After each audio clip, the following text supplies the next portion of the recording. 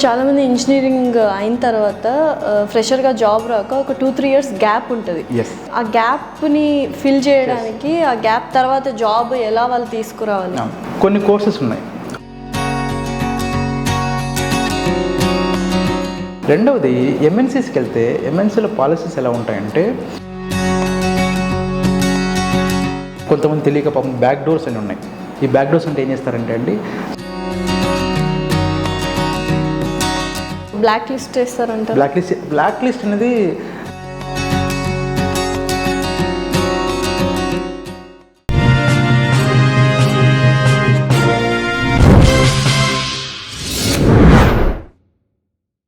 Hi hello నమస్తే, welcome to our channel. So ప్రస్తుతం స్టూడియోలో మనతో పాటు ఉన్నారు సర్టిఫైడ్ లైఫ్ కోచ్ అండ్ అలాగే సాఫ్ట్వేర్ ట్రైనర్. నమస్కారం ఎంఎస్ రెడ్డి గారు. సో ఎలా ఉన్నారు? చాలా బాగుంది. మీరు ఎలా ఉన్నారు? చాలా బాగుంది. సో ఇప్పుడు చాలామంది ఇంజనీరింగ్ అయిన తర్వాత ఫ్రెషర్గా జాబ్ రాక ఒక 2-3 ఇయర్స్ గ్యాప్ ఉంటుంది. సో దాని తర్వాత అంటే ఆ గ్యాప్ని ఫిల్ చేయడానికి ఆ గ్యాప్ తర్వాత జాబ్ ఎలా వాళ్ళు తీసుకురావాలి? ఇక్కడ ఏంటంటే అండి కొన్ని కోర్సెస్ ఉన్నాయి. ఆ కోర్సెస్ నేర్చుకుంటే ఫ్రెషర్గా జాబ్ రావడం చాలా కష్టం. ఫస్ట్ థింగ్, ఫ్రెషర్గా జాబ్ రావడం కష్టం. రెండవది ఎంఎన్సీస్కి వెళ్తే ఎంఎన్సీలో పాలసీస్ ఎలా ఉంటాయంటే మీ ఇంజనీరింగ్ లేదా డిగ్రీ ఏదైతే ఉందో గ్రాడ్యుయేషన్ ఉంటుందో అది పాస్అవుట్ ఇయర్ చెక్ చేసుకుంటారు. ఓకే, ఇప్పుడు ఫర్ ఎగ్జాంపుల్ 3 ఇయర్స్ కన్నా ఎక్కువ ఉందనుకోండి, ఏం చేస్తారంటే మిమ్మల్ని ఫ్రెషర్గా కన్సిడర్ చేయరు. ఓకే, యాక్సెప్ట్ చేయరు వాళ్ళు ఎంఎన్సీస్. అయితే ఎంఎన్సీస్ ఎలా ఉంటాయంటే ఒక 100 ఉన్నాయి అనుకోండి, పర్సెంటేజ్ తీసుకుంటే ఒక 5% మాత్రమే ఉంటాయి ఎంఎన్సీస్. మిగిలిన 90-95% చాలా కంపెనీస్ ఉంటాయి. లెవెల్ 4, లెవెల్ 3 కంపెనీస్ అనే స్టార్టప్స్ అని చాలా ఉంటాయి. సో వాళ్ళకి ఏంటంటే 2 ఇయర్స్ గ్యాప్ ఉంది, 3 ఇయర్స్ గ్యాప్ ఉంది, 5 ఇయర్స్ గ్యాప్ ఉంది, 10 ఇయర్స్ గ్యాప్ ఉంది కూడా చూసుకోవాలి. వాళ్ళకి సంబంధం లేదు, వాళ్ళకి ప్రాబ్లం లేదు. వాళ్ళకి ఏంటంటే స్కిల్ ఉందో లేదు చూస్తారు. చాలామంది ఇండస్ట్రీలో ఏం చేస్తారంటే ఒక 3 ఇయర్స్ అట్లా టైం వేస్ట్ అయిపోయిన తర్వాత వాళ్ళ సీనియర్, వాళ్ళ జూనియర్, లేదా వాళ్ళు ఎవరో ఒకరు సజెషన్ ఏంటంటే ఈ 3 ఇయర్స్ ఎక్స్పీరియన్స్ ఉన్నట్టుగా పెట్టేస్తాయి, ఇంకోటి వెళ్ళు అంటారు. కాకపోతే ఏంటంటే నేను దానికి అగెనిస్ట్ అండి. ఎందుకంటున్నా అంటే అక్కడ భయపడుతూ బతకాలి వాళ్ళు. కరెక్ట్. ఈ 3 ఇయర్స్ వాళ్ళు ఎక్స్పీరియన్స్ పెట్టిన తర్వాత ఏమవుతుందంటే బీజీవీ అని ఉంటుంది, బ్యాక్గ్రౌండ్ వెరిఫికేషన్ జరుగుతుంది. ఓకే, అందులో ఇప్పుడు ఏం చేస్తారంటే ఈవెన్ పీఎఫ్ కూడా చెక్ చేస్తారు. మీ బ్యాంక్ అకౌంట్, శాలరీ అకౌంట్ కూడా మీకు స్పాట్లో ఓపెన్ చేసి నెట్ బ్యాంకింగ్ ఓపెన్ చేసి చూపించమని కూడా అడుగుతారు. అలాంటి రోజులు కూడా ఉన్నాయి. కాబట్టి ఏంటంటే అవన్నీ అన్నెసరీ థింగ్స్. అది చేసేవాళ్ళు చేస్తున్నారు సార్, మాకు సక్సెస్ అయ్యేవాళ్ళు మాకు చాలా మంది చూసే మేము. Okay, not an issue. Okay, అది సక్సెస్ అయిన మాత్రం అది కరెక్ట్ మెథడ్ ఏం కాదు. ఏం చేయాలంటే ఫ్రెషర్గా మీకు 10 ఇయర్స్ గ్యాప్ ఉన్న ఫ్రెషర్గా ఇచ్చే టెక్నాలజీ ఏమైనా ఉందా అని చూసుకోవాలి. అలాంటి టెక్నాలజీ నేను ఇంతవరకు చూసిన వాటిలో ఏంటంటే ఈ ఫుల్ స్టాక్ వాటికి ఉన్నాయి. ఎందుకంటే ఎంఎన్సీస్ కాకుండా చిన్న కంపెనీస్ ఏంటంటే వాళ్ళ పాలసీస్ వాళ్ళు they can make policy, they can break the policy. వాళ్ళే మేక్ చేయగలరు. ఫర్ ఎగ్జాంపుల్ మీరే ఉన్నారనుకోండి, మీ కంపెనీలో ఏంటంటే మీకు నేను నా స్కిల్ అవుతుందో మీకు నచ్చేసింది, నాకు 10 ఇయర్స్ గ్యాప్ ఉంది, మీరు ఏమంటారు అంటే 10 ఇయర్స్ గ్యాప్ ఉంటే నాకేం ఎంఎస్ రెడీ, నాకు కావాల్సిన స్కిల్ మీ దగ్గర ఉంది, సో నేను తీసుకోగలరు వాళ్ళు. ఎంఎన్సీస్ కాకపోతే ఎంఎన్సీలో ఏమవుతుందంటే మీకు ఏంటంటే దీని ఎంత స్కిల్ ఉన్నా సరే వాళ్ళ గ్యాప్ ఉంటే వాళ్ళ పాలసీ వాళ్ళని అలో చేయదు తీసుకోవడానికి. కాబట్టి గ్యాప్ గురించి ఆలోచించకండి. స్కిల్ నేర్చుకుని ఫ్రెషర్గా ట్రై చేయండి. ఫ్రెషర్గా ఆపర్చునిటీస్ కంపెనీ చాలా ఉన్నాయి. అయితే మార్కెట్లో ఇప్పుడు ఏంటంటే సార్ మాకు 3 ఇయర్స్ కానీ 5 ఇయర్స్ కానీ ఎక్స్పీరియన్స్ పెడితే కానీ మాకు కాల్స్ రావట్లేదు. అవి డిఫరెంట్ టెక్నాలజీస్. ఆ టెక్నాలజీ వరకు మీరు వెళ్ళకండి. ఎవరికైతే గ్యాప్ ఉందో మీరు వెళ్ళకండి. ఎందుకంటే మీరు ఇక్కడ ఒకసారి ఆ వేలో వెళ్ళిపోయి ఎక్స్పీరియన్స్ లెటర్స్ కోసం అక్కడ తిరిగి వాళ్ళ డబ్బులు కట్టి వీళ్ళ దగ్గర కట్టి వెళ్ళండి. కనుక కొంతమంది తెలియక పాపం బ్యాక్ డోర్స్ అని ఉన్నాయి. ఈ బ్యాక్ డోర్స్ అంటే ఏం చేస్తారంటే అండి సమ్ లాక్స్ వాళ్ళు డిమాండ్ చేస్తారు. అవును, చాలా చూసాం. బ్యాక్ డోర్ లో వెళ్ళిపోతాను, గ్యాప్ వచ్చింది కాబట్టి 2 lakhs, 3 lakhs, 5 lakhs డిపెండ్స్ అంతే. వాళ్ళ మార్కెట్ వాళ్ళు ఏం చేస్తారంటే ఇలాగ చెప్పేసి వాళ్ళు డబ్బులు తీసేసుకునేస్తారు. ఫర్ ఎగ్జాంపుల్ అండి, మీరు చాలా పెద్ద యాంకర్. ఓకే, మీకు ఫర్ ఎగ్జాంపుల్ మీలాగా నేను వచ్చి యాంకరింగ్ చేయాలనుకోండి, నాకు ఎక్స్పీరియన్స్ లేకుండా నేను ఫేక్ ఎక్స్పీరియన్స్ పెట్టుకొని వచ్చాను అనుకోండి. ఓకే, మీరు చేసిన కాన్ఫిడెంట్ నేను చేయగలను? 100% చేయలేను. First thing. రెండోది, నా బ్యాక్గ్రౌండ్ వెరిఫికేషన్ చెక్ చేశారనుకోండి, నేను దొరికిపోతే నా జాబ్ ఏమైనా సరే గ్యారెంటీ ఉంటుందా? సో బ్లాక్ లిస్ట్ చేస్తారంట. బ్లాక్ లిస్ట్ అనేది అది అంత ఇది కాదులేండి. బ్లాక్ లిస్ట్ అనేది ఏంటంటే భయపెట్టడానికి జరిగేటువంటి ఒక కాన్సెప్ట్. అసలు అది ఉందంటారా? బ్లాక్ లిస్ట్ లో వేస్తారా? బ్లాక్ లిస్ట్ నేను ఇంతవరకు ఎక్కడ చూడలేదండి ఎవరిని కూడా. ఎందుకంటే నేను కూడా చాలా సంవత్సరాలు మోస్ట్లీ ఒక 20 ఇయర్స్ నుండి వింటూ వచ్చాను ఏంటంటే బ్లాక్ లిస్ట్ చేస్తారు లైఫ్లో మీరు ఎక్కడ పోలేనటువంటిది. నేను ఎక్కడ ఏ క్యాండిడేట్ చూడలేదు. అసలు లేదు, బ్లాక్ లిస్ట్ అనే కాన్సెప్టే లేదు. భయపెట్టడానికి ఒక అంటే ఫర్ ఎగ్జాంపుల్ ఒక తప్పు చేసే వాళ్ళకి భయం ఉండాలండి. ఫర్ ఎగ్జాంపుల్ అండి, ఈ రూమ్లో కెమెరా ఉందని చెప్పామనుకోండి, కాన్షియస్గా ఉంటుంది.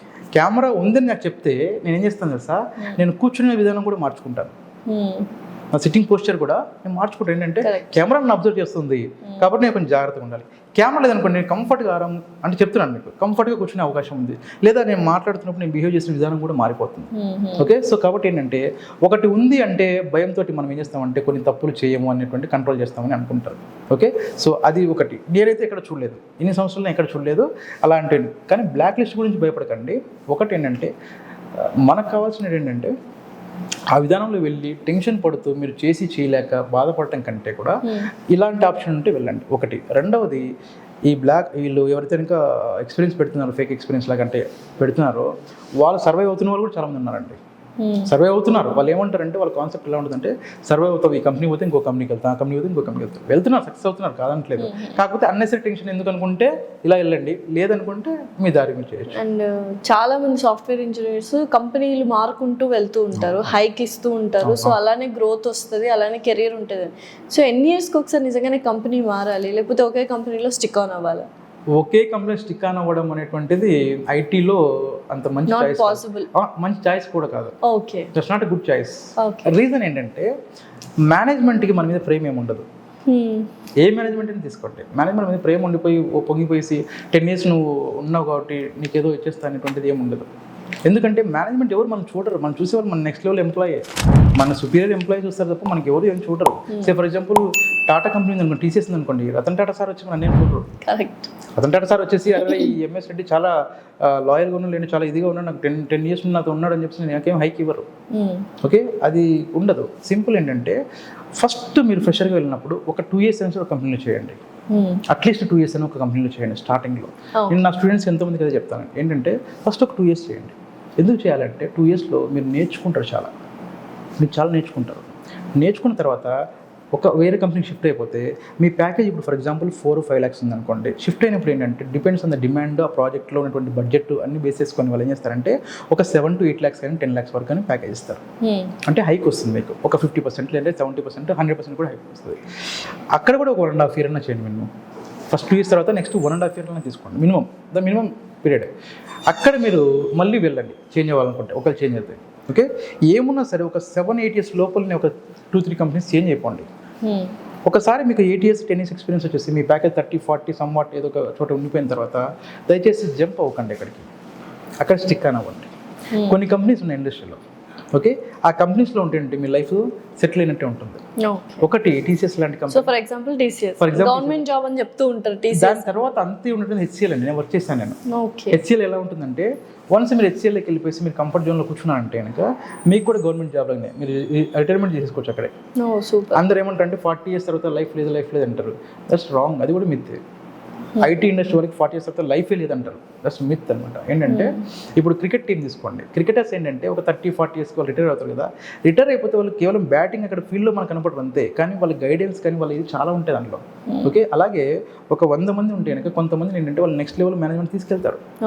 అందరూ పోరు కానీ కొంతమంది వెళ్తారు. ఓకే, అందరికి ఆపర్చునిటీ ఉంటారు. ఫర్ ఎగ్జాంపుల్ ఆ టీంలో 11 members ఉంటే ఎక్స్ట్రా ప్లేయర్స్ ఉంటారు, వాళ్ళు 2-3 ఏంటంటే వాళ్ళు ఒక కోచ్ కానీ మెయిన్ కోచ్ కానీ దానికి వెళ్తారు. అంటే మీ దగ్గర ఆ స్కిల్ ఉన్న వాళ్ళని తీసుకుంటారు, అలాగే మీరు కూడా ఉంటారు. సో కాబట్టి అది మనం థింక్ చేసుకోవాలి. సో సాఫ్ట్వేర్ ఇంజనీర్స్కి కంపెనీ వాళ్ళు ఏ ఏజ్కి రిటైర్మెంట్ ఇచ్చేస్తారు, ఇంకా చాలా మీ సేవలో అన్నట్టు, అలా ఏముండదు అంటే? రిటైర్మెంట్ డైరెక్ట్గా ఏముండదండి, అలా ఏముండదు. కానీ మాక్సిమం ఏంటంటే డిపెండ్స్ ఆన్ ద ఆర్గనైజేషన్ వల్ల ఇది ఉంటుంది. చాలామంది 40-45లో వచ్చేస్తారు బయటికి. 40 to 45లో వచ్చేస్తారు బయటికి. ఓకే, చాలామంది వచ్చేస్తారు. ఓకే, ఈవెన్ మీకు 60 years కూడా చేయాలనుకుంటే ఆల్మోస్ట్ ఓకే మీరు టీసీఎస్, హెచ్సిఎల్ లాంటి కంపెనీస్లో సెటిల్ అయిపోతుంది. కాకపోతే ఏంటంటే టీసీఎస్ లాంటి కంపెనీలు చేయాలనుకుంటే లేదంటే హెచ్సిఎల్ చేయాలనుకుంటే మీరు ఏంటంటే ఈ ఫేక్లు ఇది పెట్టండి కూడదు. ఎక్స్పీరియన్స్ ఏవైతుంటాయో అవి జెన్యూన్ ఉండాలి.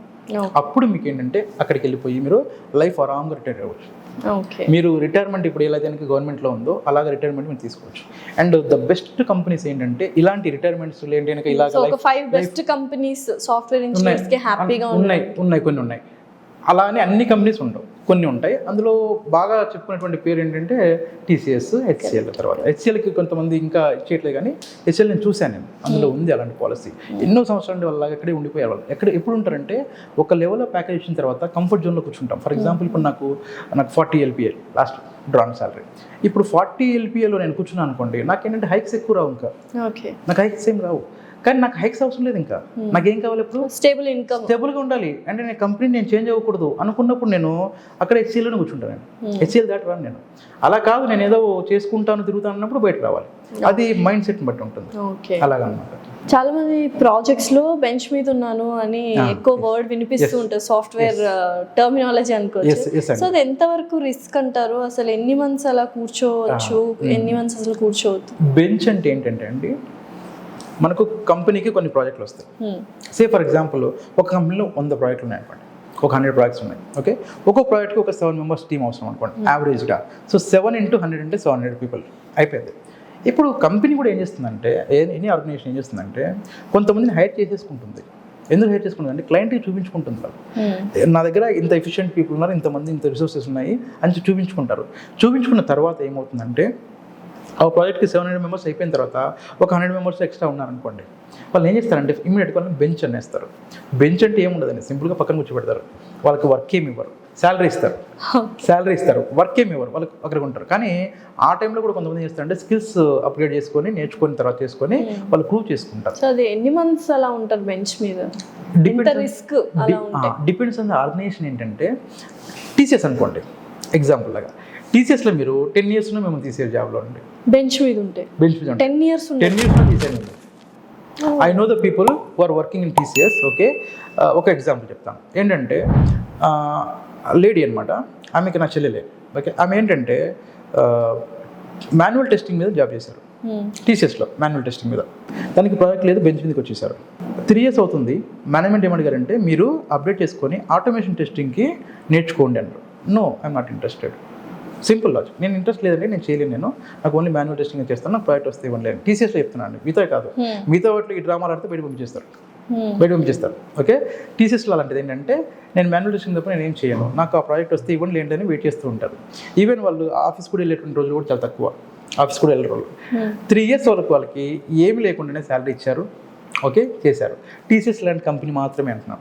అలా కాకుండా ఇప్పుడు ఇదే కేసు తీసుకొని బయటకు వచ్చేసామనుకోండి, ఏంటంటే నేను 3 years అయినా సరే నేను వేరే అప్డేట్ చేసుకున్నాను అనుకోండి, ఓకే మీ సేవలు మాకు చాలు ఇంకా అని చెప్పేసి వాళ్ళు ఇమీడియట్గా మిమ్మల్ని అడుగుతారు, అంటే పేపర్స్ పెట్టేసేయండి. బట్ ఏంటి అసలు 3 years అలా వేరే జాబ్ కూడా చేయకుండా, అసలు అక్కడ కంపెనీలో వర్క్ కూడా చేయకుండా ఉండడం కష్టం కదా, టఫెస్ట్.